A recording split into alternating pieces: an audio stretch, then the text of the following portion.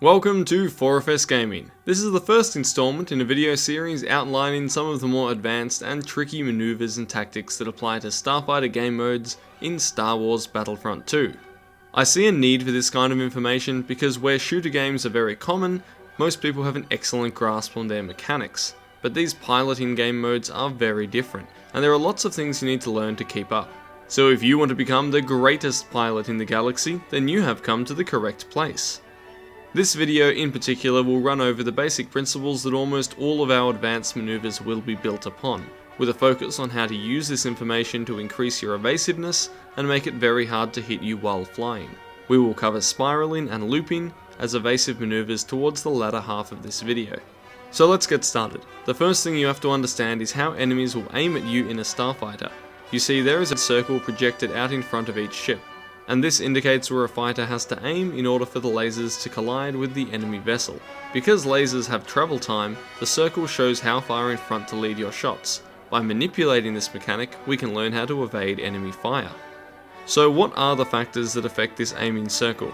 Well, here is ship A, the evader, and in this instance, here is ship B, the aggressor. This is the aiming circle that is shown to ship B. It will always be directly in front of the nose of ship A because it predicts where ship A is going to be. If ship A turns, the position of the aiming circle will rotate as well. The distance between ship A and the aiming circle is determined by two factors. The first is the speed of ship A. If ship A is flying fast, then the aiming circle will be further in front, because ship B has to lead its shots more to hit it. The second factor is the distance between ship A and ship B. If ship B is far away, the aiming circle will be further in front of ship A, for the same reason as above. And if ship B is shooting from very close range, then the aiming circle will be closer to the front of ship A.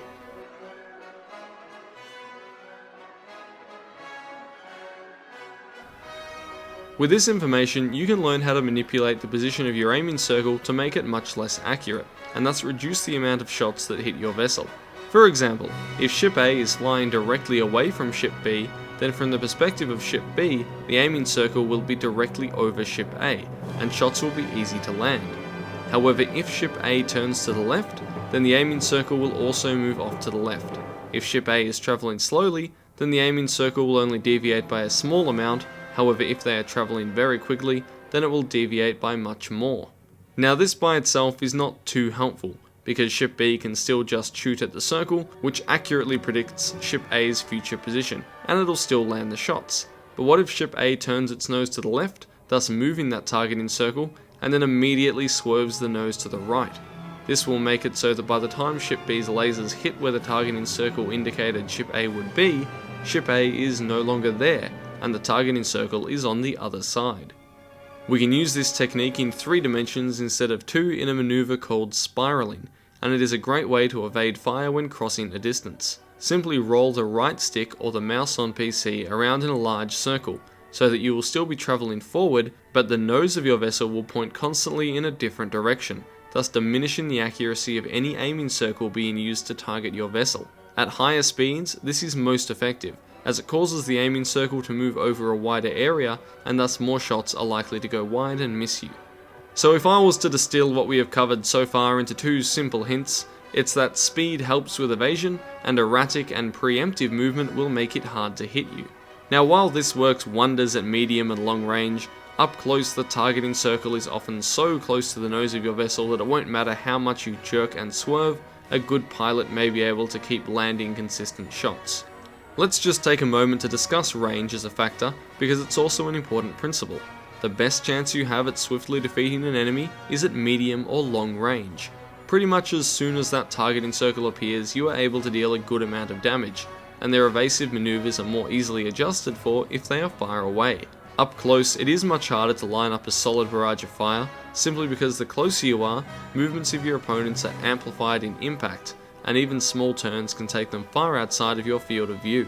At close range, there is a very simple evasive technique that most people do automatically that makes it difficult to land hits. This is called looping, and it leads to a lot of flying in circles when people only know how to loop, but don't know how to transition from looping into something more aggressive.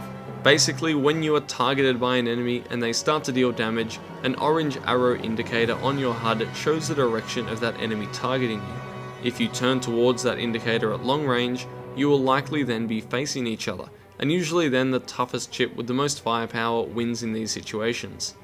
But at close range, you start to follow them, and then they continue to follow you, and you enter a situation where both starships are flying around in a circle.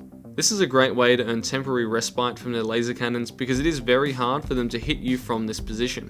The same can also be said for your opponent, however, and if you expect to be able to continue to follow the arrow until you get behind them, prepare for a lot of frustration, because this will only work if there is a significant gap in turning speed between you and the opponent.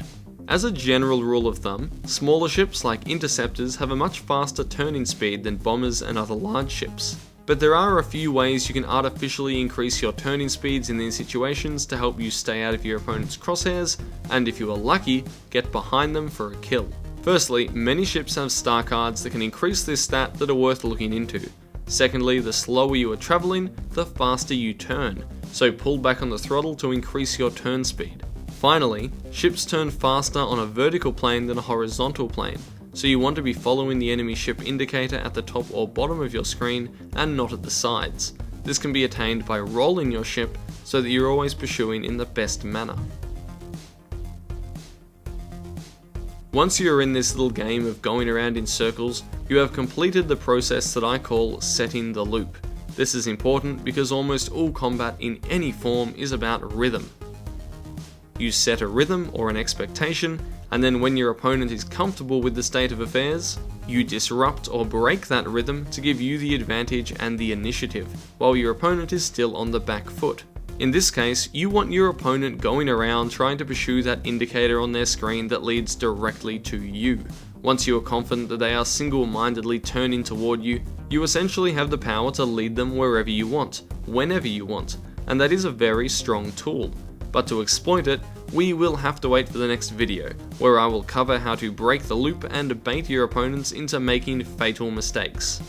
In the meantime, this is a great way to avoid death in close quarters dogfights, and it's a powerful defensive tactic. I hope that some of you found this video helpful, and if you did, please consider subscribing or dropping a like. Thank you so much for watching, and we'll catch you next time.